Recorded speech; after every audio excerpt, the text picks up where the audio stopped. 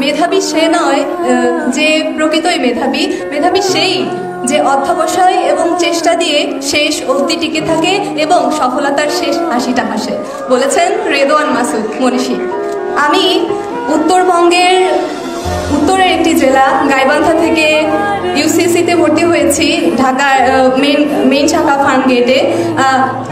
অনেক স্বপ্ন নিয়ে, অনেক আবেগ নিয়ে এবং আমার যে কাঙ্ক্ষিত লক্ষ্য সেখানে পৌঁছানোর জন্য। আমি বিশ্বাস করি প্রত্যেকের সফলতার পেছনে একটি ছোট্ট করে গল্প থাকে, একটি অক্লান্ত পরিশ্রমের অধ্যায় থাকে। আমি সকলের সেই পরিশ্রমের জায়গাটিকে সশ্রদ্ধ শ্রদ্ধা জানাই।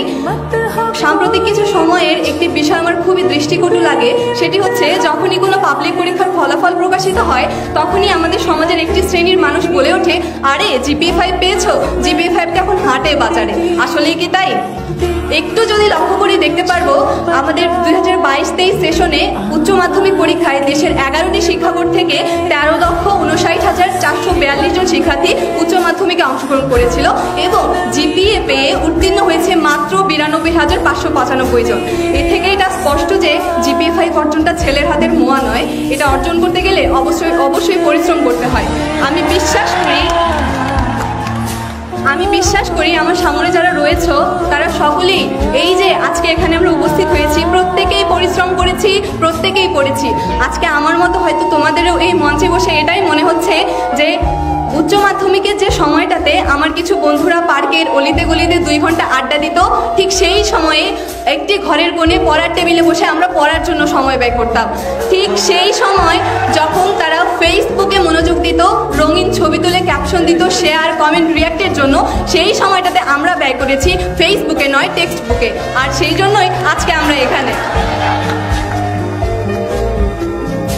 সকলের সফলতার পেছনে তাদের বাবা মা থাকে, আমারও রয়েছে।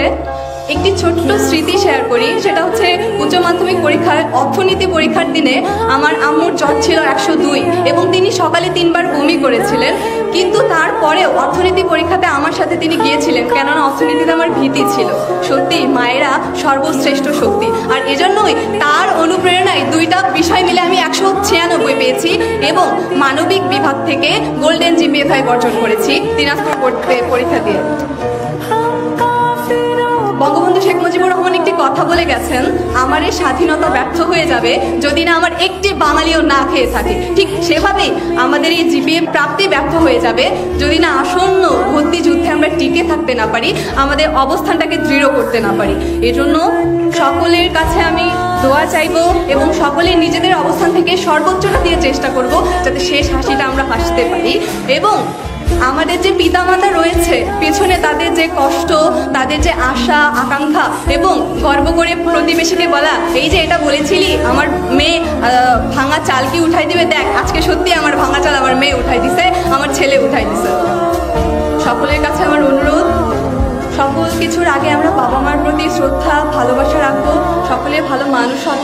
দিন শেষে এই পৃথিবী, এই বিশ্ব ব্রহ্মাণ্ড সকলের জন্য নিরাপদ হোক। সকলে আমাদের জন্য দোয়া করবেন, প্রত্যেকেই যেন আমাদের স্বপ্নের বিশ্ববিদ্যালয়কে খুব কাছে থেকে দেখতে পারি। ভুল ত্রুটি হলে ক্ষমা সুন্দর দৃষ্টিতে দেখবেন। ধন্যবাদ।